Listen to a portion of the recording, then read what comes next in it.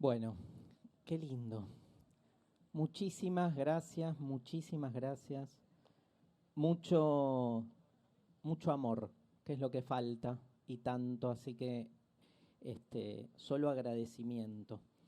Vamos a aprovechar el tiempo, recuperar la circulación de la palabra a cielo abierto es algo, pero orgásmico. Poder pensar, hablar, inspirarnos, movilizarnos, sintiendo ahí este frescor de esta primavera incipiente. Yo odio la primavera en general, pero ahora estoy contento porque después de este año y medio de encerramiento, de pandemia, de todo lo que implica, y además que la primavera viene con onda, viene con su frescor, ¿no? No viene tan dura, pero nos abre la posibilidad de esto, de encontrarnos a pensar un poco desde otra perspectiva. Me pidieron un título para esta charla y obvio me incliné por este título que es la filosofía como de construcción, que de algún modo unifica dos de mis vocaciones y de mis urgencias. Sigo creyendo, como decía Marx en su tesis 11 sobre Feuerbach, que los filósofos no han hecho otra cosa, decía él hasta ahora, que explicar el mundo, pero que de lo que se trata es de transformarlo. O sea que si la filosofía no tiene una incidencia práctica en la transformación de la vida ciudadana, no sirve para nada, ¿no? Digamos, se queda en elucubración monológica, en discursos masturbatorios, en el mal sentido del término si lo hubiere, y no tiene realmente una praxis que genere una transformación. Después podemos discutir de qué modo se da esa transformación. Haciendo filosofía, ¿qué transformamos? Nos transformamos como sociedad, nos transformamos introspectivamente. La pandemia generó un poco esa dualidad. Yo soy de los que piensa que la pandemia, digamos, no nos mejoró, entre comillas, como especie. O sea que en términos sociales seguimos viendo lo peor del ser humano, no lo mejor. O sea, lo que ha salido es mucha cosa de justamente lo que encierra la metáfora del aislamiento social. ¿Qué es eso? Estar aislado no tiene que ver únicamente con estar solo, sino que el aislamiento me preocupa menos la soledad y más la anulación del otro. Digo, lo que me preocupa del aislamiento es eso, es que uno más que nunca creyó que el otro está a nuestra disposición, que el otro no tiene lugar. El otro se volvió un agente de contagio inminente, imagínense. Ni en las metáforas más distópicas de las ciencias sociales a nadie se le hubiese ocurrido lo que hoy está pasando, porque siempre el otro fue el que contagia y por lo tanto el que había que sacarse de encima. Las peores metáforas xenofóbicas y discriminatorias siempre han hecho de aquel a exterminar justamente una bacteria, ¿no? Y ahora es como que se invirtió, digamos, todo otro es portador de la enfermedad, con lo cual ahí estamos, ¿no? Con los barbijos, los tapabocas, como dice Paul Preciado, las fronteras se han retraído de tal modo que hoy mi propio cuerpo es mi frontera, ¿no? Digamos, todo el mundo es un extranjero peligroso para la única patria que parece estar ganando cada vez más camino, que es la patria del yo, eso que llamamos el individualismo, ¿sí? No el individuo, el individualismo, la exaltación, la exacerbación del individuo como único lugar, como único fundamento de todas las cosas. Por eso me parece que en tiempos como estos, la filosofía es un lenguaje a recuperar porque nos propone una manera de pensar que no cuaja con el sentido común. Yo creo que fueron tiempos filosóficos. Los primeros meses de la pandemia, sobre todo, nadie entendía nada. ¿Qué es lo que sucede con la experiencia filosófica? Colocarnos en ese lugar de asombro. Recuerdo esas definiciones primeras de la filosofía que estudié cuando empecé a estudiar filosofía, un autor llamado Karl Jaspers que decía que el origen de la filosofía está en el asombro y que por lo tanto lo que debemos es recuperar la capacidad de asombro. Estamos tan enajenados, tan embotados en un cotidiano que nos lleva puestos, que nos exige cumplimiento, ¿no? Que nos exige rendimiento, que nos olvidamos justamente de pensarnos más allá de esos condicionamientos. La filosofía genera como esa especie de trastorno que nos posibilita corrernos de ese lugar. Yo creo que en la pandemia, casi sin darnos cuenta, estábamos todos viendo nuestros propios límites. Y probablemente la mayoría hayamos decidido, a pesar de visualizar que todo puede ser de otra manera, bajar la cabeza e ir a la más fácil. No juzgo, ¿eh? Digo, el ser humano es este bicho tan contradictorio que por un lado necesita sobrevivir, por otro lado nos vemos sumidos en una melancolía, en una tristeza de pensar que la cosa no tiene salida y sin embargo en el medio de eso no sabemos cómo emprendemos un camino distinto, transformamos la realidad desde lo pequeño.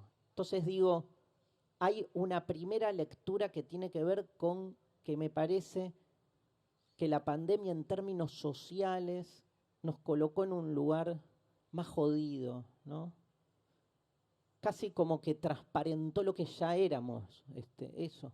Nos puso en evidencia. ¿Vieron esa idea de nos puso en evidencia? Veníamos como medio jugando el juego del ser social, que es el juego de los roles. O sea, uno siempre en sociedad es inauténtico, no se muestra, nadie está diciéndole al otro siempre toda su verdad. O sea, sería la guerra de todos contra todos, ¿no? Tenemos eso que se llama aparato de represión interna, que por un lado permite el lazo social, pero por otro lado nos inhibe, nos quita lo genuino de nosotros. El lazo social fue en el que más se repercutió, me parece, durante la pandemia, esa imposibilidad de encuentro con el otro.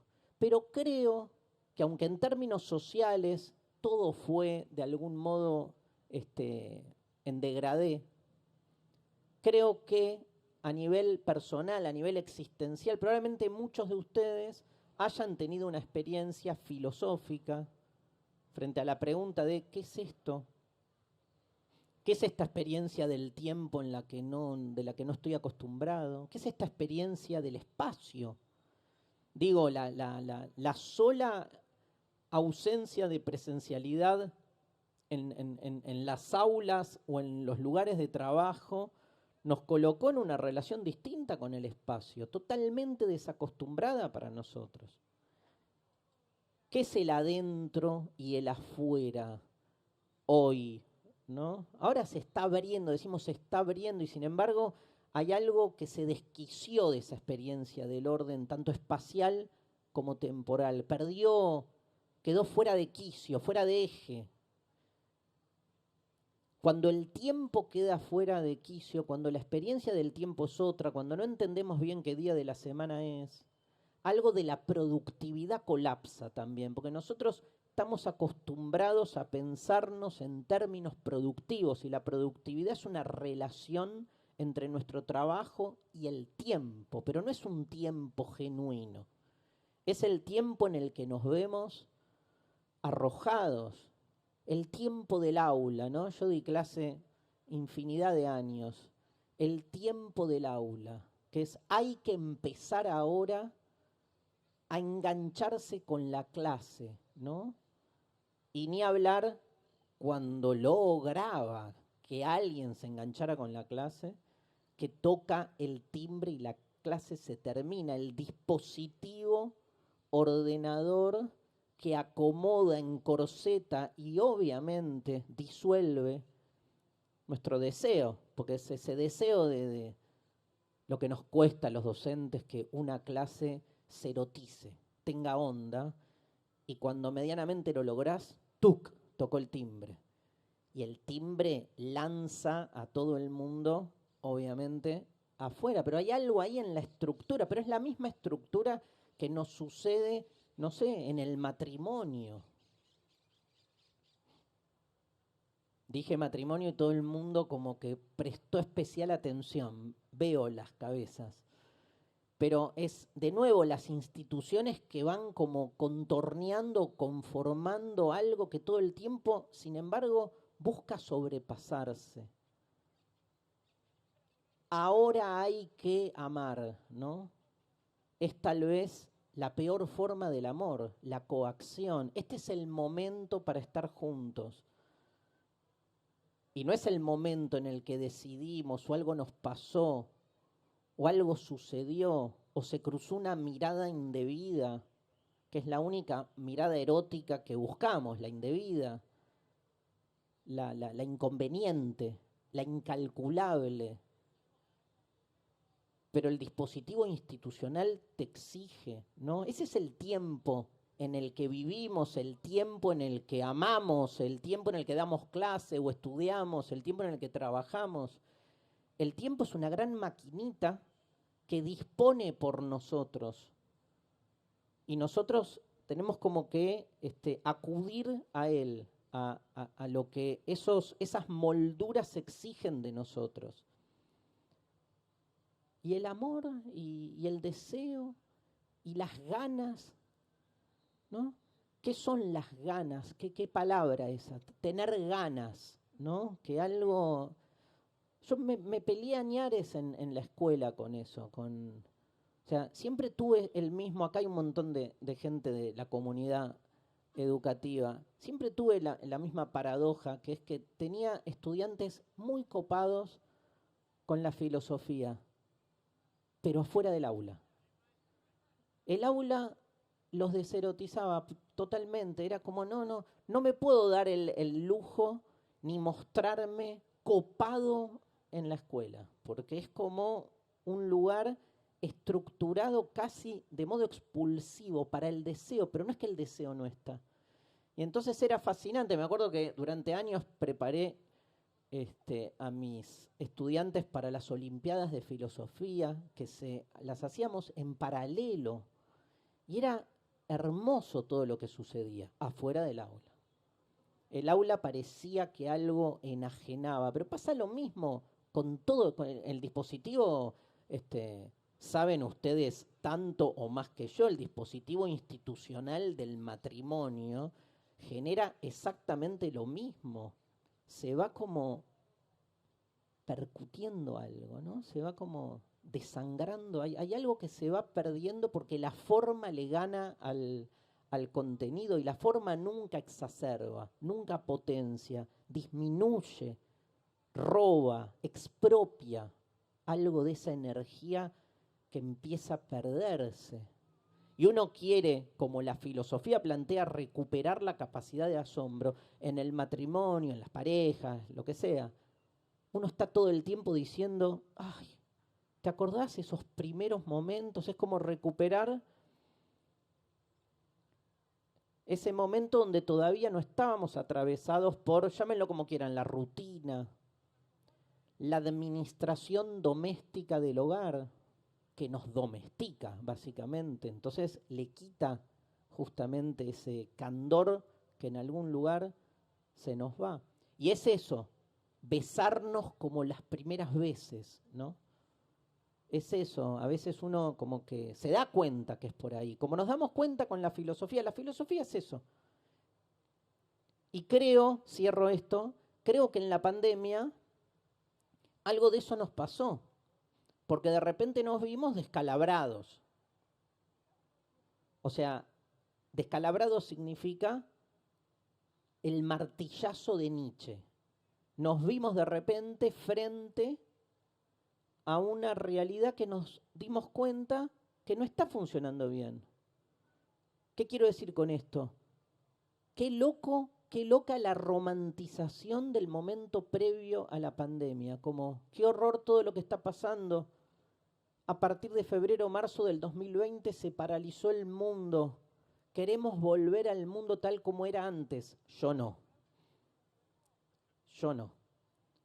Pero no porque el que vino después estuvo bárbaro, sino porque no quiero hacerme la idea de que esa vida supuestamente normal, déjenme que diga normalizada, en la que transitaba mis días, mis afectos, mi trabajo, mi identidad, funcionaba bárbaro. De repente romantizamos el pasado y el futuro. Pensamos que lo que viene va a estar mejor y que venimos de un mundo bárbaro. Yo creo que la pandemia reflejó, transparentó un mundo que venía funcionando mal. Lo que hizo fue llevarlo al extremo, evidenciarlo al revés. Tuvimos todos una experiencia filosófica increíble. Después uno elige cuando el liberado de la caverna de Platón, y esto para los que conocen y estudiaron en el colegio la alegoría de la caverna de Platón, cuando el que se libera de la caverna tiene un primer momento donde se da cuenta, porque se le caen las cadenas y se da cuenta que vivió todo el tiempo normalizado dentro de una caverna. Cuando tiene la primera experiencia del desencadenamiento, ¿saben lo que hace? Dice Platón en la República, agarra las cadenas y se vuelve a encadenar, decide volver a sentarse y elige hacerse el boludo, porque sabe que se le está descalabrando el mundo. Y tenemos una reacción, así un instinto de supervivencia en el sentido de ir a la tranquilidad. Es increíble que busquemos tranquilidad cuando somos seres finitos. Digo, nacimos para morir, olvídense de la tranquilidad. Salvo que nos olvidemos de que nacimos para morir. Pero no nos podemos olvidar. Está ahí siempre. La finitud tocando la puerta. Lo que hay que tratar es de convivir con eso y ver de qué modo. Por eso, digamos, esta experiencia filosófica que fue la pandemia, muchos huyeron. Pero como siempre se viene huyendo, ¿hacia dónde huimos cuando nos damos cuenta que el mundo es demasiado? Y el mundo es demasiado porque, por todo esto que estamos diciendo, por la finitud. Digo, ¿qué significa que el mundo es demasiado? Que cuando somos conscientes que nacimos para morir, y esa es la frase, la fórmula, cuando somos, esa es la finitud, que tenemos un fin, que estamos limitados. Cuando somos conscientes de eso y se nos desestabiliza un poco esa tranquilidad farmacológica que nos habita en el cotidiano. Entonces, ¿qué hacemos? Dicen, por ejemplo, los grandes filósofos de la angustia, Heidegger, Kierkegaard, ¿qué dicen? Huimos hacia el cotidiano. Huimos, Kierkegaard dice, es un escape, es una huida, no queremos ser demasiado conscientes de que todo puede ser de otra manera, de que puedo, ¿no? Me acuerdo siempre, ahora se va a estrenar, morí de amor cuando vi que en diciembre se estrena Matrix 4, Resurrection. Estoy esperando verlo a Keanu Reeves 20 años más grande, que es básicamente, que ya lo vi en el tráiler y es, bueno, Keanu Reeves. Cuando en Matrix 1 le da, se acuerdan, todos la vieron, ¿no? Le da la opción de tomarse la pastilla colorada, la pastilla azul. Yo nunca entendí por qué no se clavó las dos pastillas juntas, porque te dan dos pastillas, elegí, dame las dos, cóctel y a la mierda. Imagínate lo que hubiera visto con las dos juntas. Si con la celeste estás enajenado en la realidad circundante y con la roja ves la verdad, con las dos juntas salís del binario. Estás más allá de lo real y lo aparente, pero bueno, no se animaron a tanto.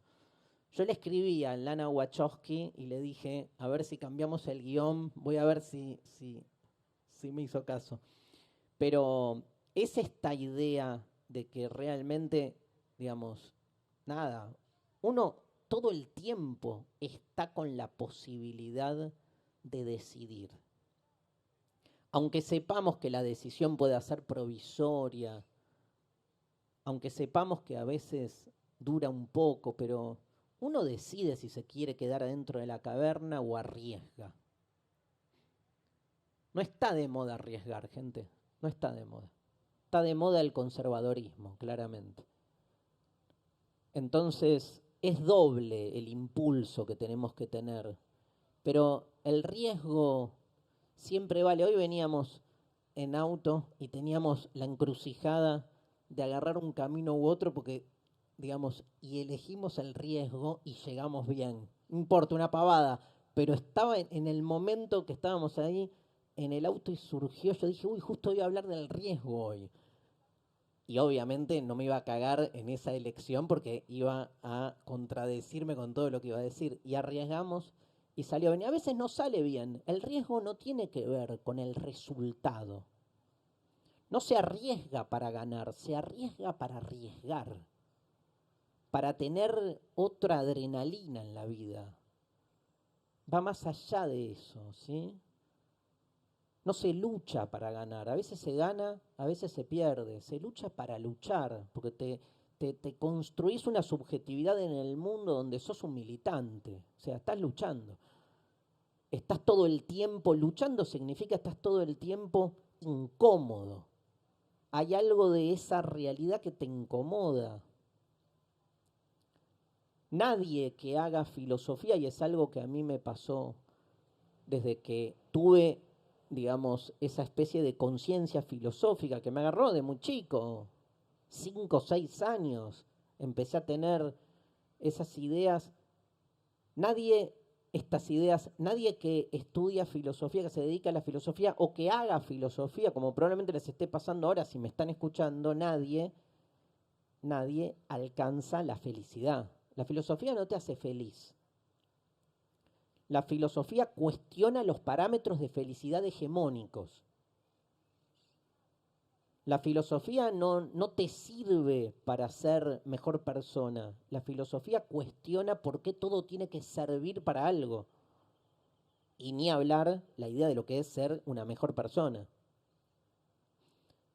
Cuestionar es una manera de colocarse frente a la realidad, donde recuperás ciertas cuestiones como por ejemplo la angustia existencial. La angustia para la filosofía no es algo a sacarse de encima. La filosofía busca la angustia, pero no busca la angustia de lo cotidiano, digamos, no. Entrás a tu casa, se te inundó el baño porque se te rompió un caño, te angustiaste, no es que, estoy haciendo filosofía. Llamás a un plomero, los que no sabemos qué hacer en una situación como esa. Hay gente que tiene mayor ductilidad.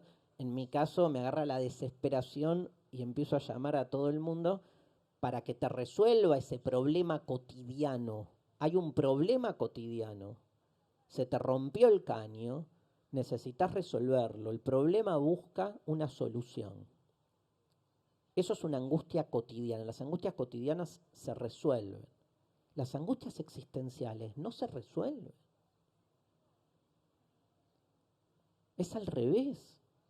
Una angustia existencial no es se me rompió un caño. Una angustia existencial es nací para morir. No hay un plomero para la muerte, gente. Y si alguien viene con la receta, huyan. Porque se está aprovechando de nuestra precariedad, de nuestra vulnerabilidad.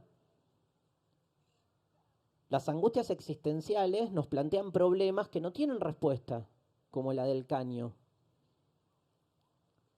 La filosofía no se hace preguntas para encontrar respuestas, ¿eh? Eso es lo más extraño de la filosofía. No se hace preguntas para encontrar respuestas. Se hace preguntas para cuestionar las respuestas establecidas. Se hace preguntas para cuestionar las certezas instituidas, esas que conforman lo que llamamos el sentido común, el modo en que se piensa, en que se vive, en que se desea. Heidegger lo llama el impersonal, miren la palabra, el impersonal se, ese. Pensamos lo que se piensa, creemos lo que se cree, consumimos lo que se consume, deseamos lo que se desea. Pero lo peor es que somos pensados por ese impersonal, pero creemos que somos nosotros autónomamente los que producimos ese pensamiento. Esa es la gran eficacia del poder, dice un filósofo francés llamado Michel Foucault. Esa es la gran argucia, la gran eficacia del poder, que no se nos presenta enfrente exigiéndonos, sometiéndonos para que acatemos sus normas. El poder, dice Foucault, no reprime, el poder normaliza. O sea, nos hace creer a nosotros que cuando nosotros suponemos que somos nosotros en nuestra libertad los que decidimos por nosotros, sin embargo, estamos reproduciendo los intereses de ese poder.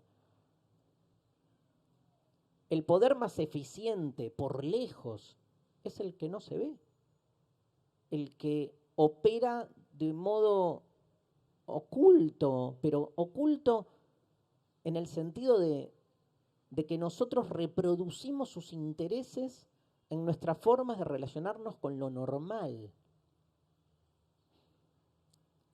Confrontar el sentido común, que es lo que hace la filosofía, es confrontar el régimen de normalidad. Todos nos creemos normales, gente. Cada vez que alguno de nosotros se mira al espejo y dice, yo soy normal, el poder ganó. Porque que uno se crea normal, y recupero la etimología de la palabra normal. Normal se supone que es lo que hacemos encajando y adecuándonos a lo que ese sentido común, sistema, sociedad, supone como parámetro de lo que está bien. Ser normal tiene algo masificante, ¿no? Pero creemos que esa normalidad habla como de cierta naturaleza propia que está haciendo, que está reproduciendo lo que está bien o lo verdadero, lo correcto. Y por eso creemos que hay una forma del amor normal, de la identidad normal. Hay carreras normales. Yo el día que tuve que elegir, yo tenía una duda a los 17 años y me acuerdo que mi vieja desesperaba, ella quería que yo estudiara para contador. Yo le decía contador de cuentos, digamos, ni en pedo voy a estudiar para contador, pero para no, digamos, generarle nada, para no molestarla, para tranquilizarla, le procrastiné hasta último momento y le decía, me decía, ¿qué vas a estudiar? Ya sabes, estoy dudando, le decía yo. Y yo dudaba en serio, dudaba entre filosofía o letras, que para mi vieja y para el 99% de la población mundial son lo mismo aparte. Y ella pensaba que era entre una carrera medio psicobolche y una carrera normal, ¿no? De hecho, cuando al final le dije voy a estudiar filosofía, la respuesta de mi vieja fue ¿por qué me tocó un hijo tan anormal? Como si el otro que se dedica al periodismo policial y a estar ahí lidiando con delincuentes, policías y cadáveres fuese normal, pero lo quiere más a él. O lo piensa más normal. Policías, cadáveres, delincuentes.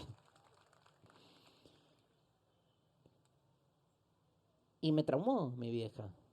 Como hacemos los padres, básicamente existimos para traumar a la progenie. Que es, porque todo el tiempo me dediqué a esto, a cuestionar lo normal. Como una respuesta así, extendida a lo que fue esa situación originaria, ¿no?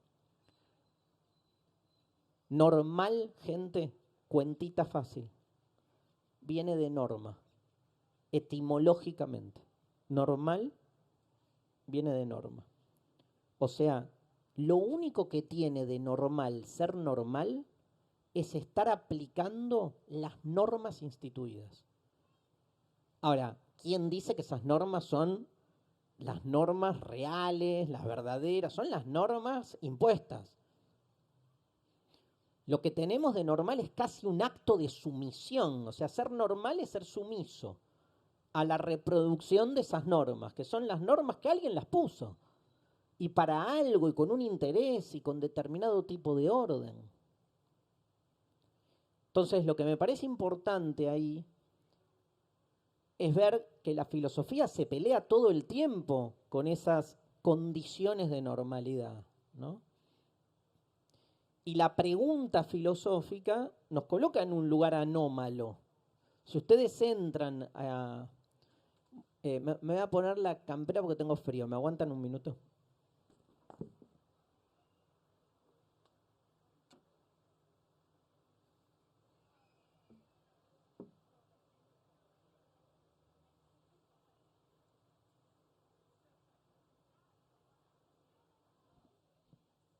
Ahí estamos. Perdón, ¿eh?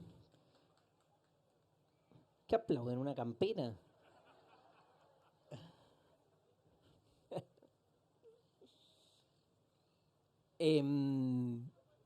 No, lo que digo es, digamos, que esas condiciones de norma... esto estaba diciendo, que si uno entra y escucha una clase de filosofía, una discusión filosófica, lo que escucha ahí es, estos están todos drogados.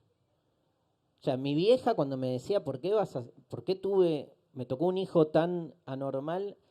Años 80, ¿no? Mi vieja pensaba que estudiar filosofía era cuestión de terroristas, obvio, veníamos de la dictadura, o drogadictos.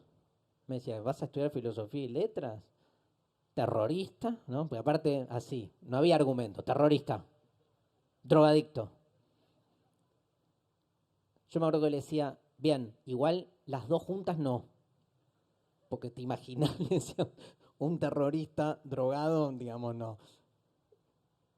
Pero había como todo un imaginario de lo que era, digamos, un estudio de lo, digamos, normal, que era lo que le pasaba un poco a ella, pero que tiene que ver con lo que en general uno escucha en una charla filosófica. O sea, para que entiendan de lo que hablo, yo hice un seminario que me sacó un 10. Creo que fue el único día de toda la carrera. Que el título del seminario era La nadidad de la nada. Donde básicamente estuvimos 4 meses discutiendo si la nada es algo o la nada no es nada. Yo, si hubiese un Dios que me dijera, para la eternidad, una vez que te mueras, solo podés elegir dedicarte a pensar una única cosa, tremenda elección. Pero por ahí el afterlife es eso, yo qué sé. Es que solo te podés quedar con una cosa en la cabeza. Para la eternidad, ¿qué elegís? Si la nada es algo, la nada no es nada. Me parece fácil. Yo me iría por ahí. Tuve 4 meses, tuvimos los 12 que nos anotamos en ese seminario. Todo esto viene de un libro, de un texto de Heidegger que se llama La cosidad de la cosa, que es el opuesto de la nadidad de la nada. Imagínense que alguien entra en el mes 2, que aparte le seguimos dándole vuelta, y el gesto es, loco, agarrá la pala, ¿no? Porque además hay toda una idea de que lo que hacemos no tiene sentido. Obviamente agarraríamos a esa persona y le diríamos, perdón, ¿qué es la pala? ¿Cuáles son las condiciones de posibilidad de una pala? Y cosas por el estilo. Pero más allá del chiste, la filosofía todo el tiempo busca desmarcarse del modo en que se nos dice que hay que pensar. Y la pregunta filosófica de por sí tiene ese componente lúdico muy propio de la niñez, que hace que pareciera que estamos todos pensando boludeces. ¿Es una boludez o no es una boludez pensar si la nada es algo o la nada no es nada? Es fascinante. Porque la cabeza primero, o sea, entra en un ejercicio de pensamiento, de abstracción.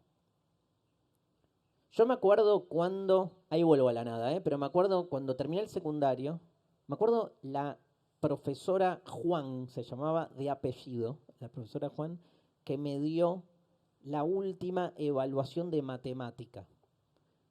y aprobé el tercer trimestre de matemática, quinto año. Me acuerdo que dije, a partir de este momento, nunca más en mi vida hago una cuenta. Se acabó la matemática, lo mío, yo estudiaba teatro, poesía, militaba, era todo lo que está mal. Y entonces era, no vuelvo más. Entro a estudiar filosofía el otro año, frase de Platón en la República: nadie puede estudiar filosofía si antes no estudia 10 años de matemática. Primera materia que hago, lógica simbólica, argumentación, demostración de teoremas, y me enamoré de la matemática, como era obvio. Salí de la institución y me enamoré de la matemática. Pero, digamos, tiene esto, digamos, que quiero decir con esto, la filosofía a veces parece que no está tratando, ¿no? O sea, que se está yendo en abstracciones, pero, digamos, esas abstracciones hace ejercitar nuestro pensamiento como en la matemática. En la matemática es lo mismo. Cuando alguien se queja de tener que estudiar matemática, es más simple como esto. Loco, tu cabeza está funcionando. Y ¿sabes qué? No importa lo que sumás, si sumás naranjas, melones, o si sumás, lamparitas. Es la cabeza funcionando. Esa cabeza funcionando es algo que la filosofía, digamos, genera, nuestra posibilidad de encarar cualquier cosa y distenderla. Porque ese sentido común que nos abraza con ese, porque nos genera eso, nos incendia, nos hace cenizas.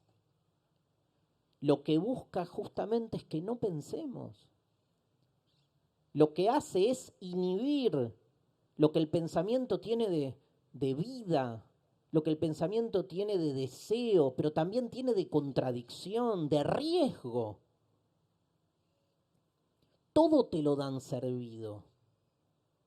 Muchas veces me preguntan, ¿qué pensás, Darío, de la sociedad actual, donde hay una vacuidad, ¿no? Un vacío, y donde nadie sabe qué hacer? Y yo pienso todo lo contrario. Yo creo que nuestra sociedad no es una sociedad vacía. El problema de nuestra sociedad es que está demasiado llena, está sobrehabitada de cosas. Todo es cosa, hasta las personas nos volvimos cosas. Y lo que opera es la lógica de la cosificación y la narcotización de nuestra conciencia, que lo único que tiene que hacer es entregarse al algoritmo. Nada está más afuera del pensamiento que la algoritmización de nuestra subjetividad. Ya no hay más enamoramiento. Hay encuentros que el algoritmo genera. Ya no hay más búsqueda de la identidad. Hay algoritmos que te juntan con los parecidos. Ya no hay más elección de una carrera o de un estudio o lo que sea. Hay un algoritmo que aún antes de que vos pienses qué carrera vas a estudiar, ya te llenó la red que usás con 10 propuestas que, casualidad, son las que estabas vos dudando. Porque te tiraste un pedo y el algoritmo ya lo supo. Qué metáfora. Pero en un lugar abierto da. Pero ¿no? Es muy fuerte, porque lo narcotizante del algoritmo es que te da o sea, es que tranquiliza. El gran problema del sentido común es que, digamos, es farmacológico. Farmacológico en el sentido de que no solo nos anestesia, sino que provoca en nosotros un determinado modo del placer y de la tranquilidad. Marx, que para mí es el pensador al que hay que volver cada vez más, porque cuanto más se dice que no hay que leer a alguien, más hay que leerlo. Marx, cuando en esa frase ya remanida y que sin embargo hay que volver a leer, y sobre todo el texto donde la evoca, que es la crítica a la filosofía del derecho de Hegel, la frase es: la religión es el opio del pueblo, ¿no? El opio es una metáfora genial, hablando de las drogas, ¿no? Porque el opio no solo adormece, empelotudiza, aminora nuestra capacidad de reacción, sino que genera placer también. Genera placer. Por eso es tan efectivo. Por eso es tan efectivo estar 2 horas antes de dormir tiktokeando. Es casi no un gesto como... Es la automatización plena, pero en un lugar donde uno no solo no se ve a sí mismo parte de ese automatismo, sino que en ese acto cree que está eligiendo lo que quiere ver. Es el fin de la metáfora. Si Foucault, que murió en 1984, hubiese vivido 30 años más, todo lo que dijo se hubiese quedado corto. O sea, es increíble la implementación de este tipo de formato. Porque el problema es el formato, no el contenido, no es lo que vemos en las redes, sino que en las redes se hayan convertido en una forma de pensar. Lo digo con otro ejemplo. El problema no es lo que se discute en un programa de televisión de panelistas. ¿Qué se discute? Se discute el embarazo de Fabiola, se discute lo que sea. Uno puede cuestionar los contenidos que se discuten en un programa de panelistas, pero a mí no me preocupa eso. Todo es discutible, por suerte. O sea, porque hay temas que puedo discutir y otros que no. El problema no es lo que se discute en un programa de paneles, de panelistas. El programa es la panelización del discurso público. Invirtamos el esquema. Ese formato es el preocupante. Lo preocupante es que en un aula el docente y los estudiantes hablen entre ellos como si fuese un programa de panelistas de televisión. Porque el pensamiento tiene otra forma. El pensamiento se demora, se contradice, necesita el silencio, va y viene. Pensar es otra cosa, ustedes lo saben, porque ustedes no estarían acá un viernes a esta hora en una charla de filosofía. Hay algo del pensar más allá del dispositivo que los convoca. Y nos pierde, pensar nos pierde. Pero la sociedad en la que vivimos busca todo el tiempo la idea de que somos personas que encontramos nuestro destino. A mí me interesa mucho menos saber quién soy, porque no creo que nunca llegue a saber quién soy, básicamente por esa finitud de la que hablábamos y porque no me creo ni a mí mismo. Me importa mucho menos saber quién soy y mucho más dejar de ser lo que hacen de mí. Por eso, y llego a la otra palabra, por eso deconstruir, que es el modo en que me gusta hacer filosofía, es siempre una actitud de desarme, nunca una actitud de armado. O sea, ¿qué es deconstruir? Es eso, desidentificarme. Pero porque parto de otra lógica. No creo que nací tipo puro, como un papel en blanco, decía, creo que era David Hume o alguno de los empiristas, como un papel en blanco, que después va llenándose, vas encontrando tu identidad, ni hablar los que piensan que hay una identidad oculta que uno tiene que desempolvar de sí mismo y saber quién es uno. Es increíble que todavía pensemos que estamos en este mundo para saber quiénes somos. Cuando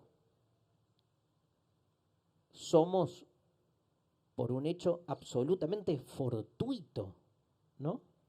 Es tan azaroso el nacimiento. Yo durante muchos años me la pasé muy angustiado pensando el morir, hasta que encontré una manera de angustiarme más, que es pensar el nacer. Porque cuando terminé de entender que no tiene sentido el hecho de que me vaya a morir, me di cuenta que menos sentido tiene el hecho, no de haber nacido, me encanta haber nacido, me encanta estar en este mundo. Ahora, no le encuentro ninguna lógica. Ni siquiera al momento de placer que vivieron mis padres, que fue eso, digo. Yo me acuerdo, entro en una zona peligrosa, ahora aviso, Yo me acuerdo que en una época tenía la infantil y tenía igual 20 años, ¿no? Pero tenía la infantil idea de que si mis viejos cuando tuvieron esa relación sexual en la que me concibieron, la habían pasado bien, yo creía esta pelotudez, que yo iba a salir bueno, ¿entendés? Como que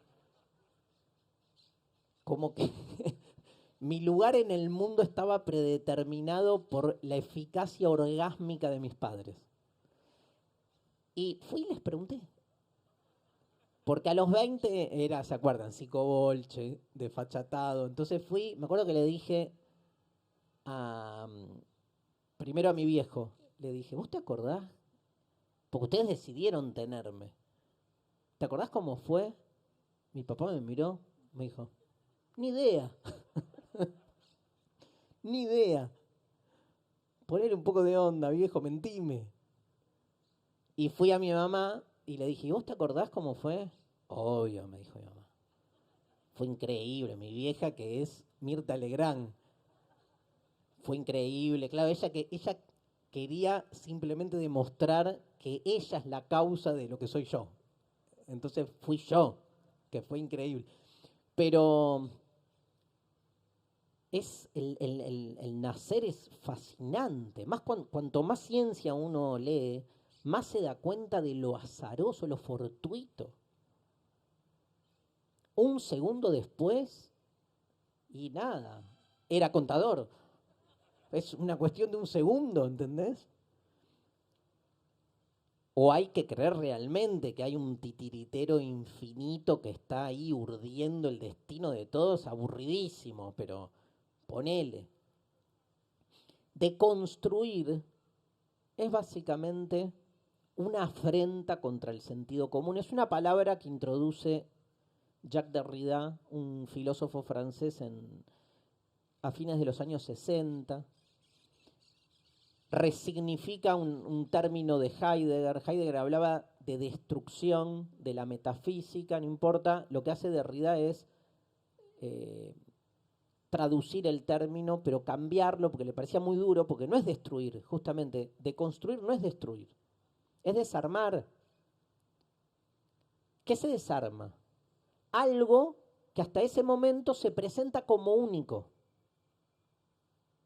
Cuando vos deconstruís, repito, no destruís, sino que visualizás que detrás de todo pensamiento único, de todo fenómeno que se presenta como normal, que detrás de esa única versión con la que se nos presentan las cosas hay otras versiones ocultas. Vos decís, ¿qué es una familia? Y te enchufan la versión hegemónica de la familia. Y todo lo que no encaja en el dispositivo hegemónico de la familia es anormal, abyecto, desviado, queer, enfermo.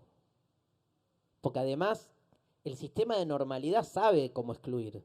Son expertos. ¿Qué hacen? Patologizan. Todo el que no entra tiene un problema de salud. Y a los que están con problemas de salud o se los encierra ¿no? O se los deja afuera de la burbuja, porque son agentes de contagio inminente. Entonces es muy fuerte lo que hay que desarmar ahí. Para cualquier, ahora estamos hace unos meses con las elecciones y antes, escuchando mucho debate, por ejemplo, acerca de lo que es la libertad. Es uno de los temas que se volvió como muy, sobre todo en la discusión electoral, aparece muy fuerte. ¿Somos libres? ¿No somos libres? Cualquier manual de ciencias sociales define, les muestra a ustedes, define la libertad de 7, 8 maneras distintas. Pero hay una que está instalada. El tema es por qué se instaló una, si hay 7 maneras distintas de pensar la libertad. Pero hay una que como que ganó la disputa del sentido. El trabajo, la propiedad, son conceptos. Yo me acuerdo con el trabajo, cuando por primera vez leí otra forma de pensar el trabajo, no lo podía creer. Me acuerdo que quedé tipo, ¿cómo? ¿Trabajar es realizarse vocacionalmente? Eso es no trabajar. Yo tenía tan escindido el trabajo con la vocación que para mí trabajar es básicamente subsistir. O sea, enajenar tu fuerza física para conseguir el dinero necesario para sobrevivir en el mes. Eso es trabajo. Y un día descubrí que trabajo es también vocación, búsqueda de lo propio, realización. Está totalmente expulsado de la semántica del trabajo, que uno en el trabajo la pase bien o se realice. De hecho, estamos todo el tiempo esperando que termine la hora de trabajo. ¿Para qué? Para estar bien, para reencontrarme conmigo. Me reencuentro conmigo afuera del trabajo. En el trabajo me enajeno de mí. Es increíble, pero cualquier trabajo. Obviamente hay trabajos más vocacionales, menos vocacionales, pero eso es porque hay una manera de entender el trabajo instalada, hay una manera de entender el amor instalada. Lo que se deconstruyen son las versiones hegemónicas y lo que se busca es poner en evidencia que para cada versión dominante hay muchas otras versiones ocultas, enterradas, aplastadas, ocultadas, puestas por debajo. Versiones que quedaron abajo, aplastadas. ¿Saben cómo se dice por debajo en latín? Sub. O sea, son subversiones. Si hay una versión hegemónica, hay muchas subversiones que son dejadas de lado. Se darán cuenta que la filosofía no puede sino ser una práctica de subversión. Subvierte, o sea, hace emerger esas versiones que han quedado afuera. La escuela, lo mismo, la vocación, el aprender. También hay una versión hegemónica. Claro, por suerte en la escuela se nos mueve otra cosa y uno está todo el tiempo viviendo esa dualidad. Deconstruir no es destruir, es emancipar esas versiones otras. Es eso. Y que esa versión hegemónica se descentre, se vuelva uno más. Vamos a deconstruir la familia, ¿significa nadie más puede ahora tener una familia tradicional? Sí, podés tener lo que quieras. Ahora, no hay una manera normal de la familia. De construir, yo vengo trabajando últimamente en la deconstrucción de la monogamia, tema que no le importa a nadie, ¿no? Me imagino. Y es que muchas veces me dicen, ¿estás en contra de la monogamia? Cero, estoy re a favor, soy re monógamo. Lo único que no creo es que la monogamia sea la forma natural en la que se relacionan vincularmente las personas en términos afectivos. ¿Y por qué? ¿Y cuál es la manera natural en que se relacionan? No creo en lo natural. Creo que son maneras, versiones. Hay una que se impuso. Pero eso es de construir la monogamia, no es estar en contra de la monogamia, es sacarla del centro. Pero hay algo más que se hace en la deconstrucción y por eso molesta tanto la deconstrucción, que se muestra el artificio, se muestra el recurso. O sea, piensa en una sociedad no monogámica. ¿Cómo sería una sociedad? Una sociedad no monogámica no es tenés tu pareja y cada tanto estás con alguien otro. Eso es una pareja monogámica abierta, o que se da permisos, o como quieran llamarlo. Una sociedad no monogámica va a un lugar mucho más raigal, que nos cuesta enormidades. Nadie se cuestiona, o sea, cuestionar el matrimonio es fácil. Cuestionar la monogamia es más difícil, pero hasta nos empezamos a animar. Ahora hay un tercer elemento incuestionable, la pareja. No pensamos relaciones sexoafectivas sino en términos de pareja. Es uno y uno, somos dos. ¿Por qué? ¿Por qué hay que pensar el ordenamiento sexoafectivo en términos de pareja? Porque viene funcionando así, porque facilita las cosas, todo bien. Nadie dijo que salirse, o sea, de la monogamia sea fácil o facilite las cosas. ¿Y a qué voy con esto? Piensa en una sociedad no monogámica. Los lunes estoy con alguien, pero enamorado, porque es no monogámica. No significa que estoy con alguien y después tengo vínculos aleatorios. Significa que estoy con muchos vínculos intensamente enamorados en cada caso. Creo historias de amor en cada caso. Los lunes con alguien, los martes con otra persona, los miércoles con otra. Son historias amorosas paralelas. Y esas personas con las que estoy tienen otras historias. Los jueves repito la del martes, ponele porque. Los viernes con otra. Les pregunto, ¿cuándo laburás? ¿Y por qué hago esta pregunta?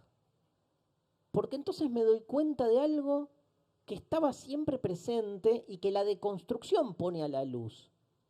¿No será que la monogamia está directamente relacionada con una sociedad de la producción que necesita que nuestras energías estén totalmente administradas y puestas al servicio de un trabajo enajenado constante que implica que estemos todo el tiempo deserotizados en lo que hacemos para poder supuestamente energizar una tarea que no nos deja nada, sino que lo único que genera es la acumulación del capital del que nos contrata? Y entonces ningún sistema socioafectivo le es más pertinente a la sociedad de capital que la monogamia. Porque te pasás el día trabajando para otros. Y después llegás a tu casa, se juntan ahí, se miran, ven Tinelli, cogen, ponele, si podemos llamar a eso encuentro sexual, una vez por semana. Y volvés al otro día a trabajar. Todos con sus celulares, comiendo juntos. La familia tipo. Esa es la familia tipo. Entonces, la monogamia, esto es lo que genera la deconstrucción de la monogamia. No es dejar de ser monógamos. Hagamos lo que querramos con nuestro cuerpo, con nuestro afecto, con nuestro deseo y con el otro, ¿no? Ahora, deconstruir la monogamia es entender que la monogamia no es una cuestión afectiva, sino una cuestión política. Que vos podés salirte de la monogamia con tu pareja y a la monogamia le importa un comino, porque la monogamia estructura un orden social que después se replica en muchas formas de la sociedad heteronormativa que vivimos, pero que empieza ahí. Hasta los autos están pensados en su fabricación para la familia tipo, o sea, todo, la monogamia es mucho más que un modo de relacionarse afectivamente con el otro. Ya darnos cuenta que la monogamia es una cuestión política es un montón. ahí algo se deconstruyó fuerte. Por eso genera tanto rechazo la deconstrucción, porque desarma demasiado. Y no les quepa duda que nos termina generando una sensación de perturbación. Porque no es que podemos salir de la monogamia, es como tampoco podemos salir del trabajo enajenado. Tampoco podemos salir del aula como institución normalizadora. Salir de modo absoluto no podemos, pero podemos relacionarnos con nuestras prácticas de otro modo. No es lo mismo entrar a un aula sabiendo esto que no sabiéndolo. Y buscás que algo se distienda, que algo irrumpa. No es lo mismo estar en pareja siendo parte del dispositivo amoroso hegemónico que realmente querer encontrarse con el otro desde un lugar distinto. Uno está todo el tiempo viviendo ese vaivén. Creo que ese vaivén es realmente emancipador. Nos obliga a tener otra mirada de las cosas. Por eso, para terminar, me parece fundamental en una sociedad cada vez más masificada, una sociedad cada vez más monocromática, revestida sin embargo de diversidad, una sociedad en la que creemos que elegimos, pero solo disponemos de elegir entre opciones que se nos presentan y no lo que uno quiere elegir. Un sentido común que implementa e imprime las formas de la normalidad frente a una sociedad así, hacer filosofía, hacer deconstrucción, no creo que nos salve, pero por lo menos un poco nos libera. Muchísimas gracias a todos. ¡Grande Varela!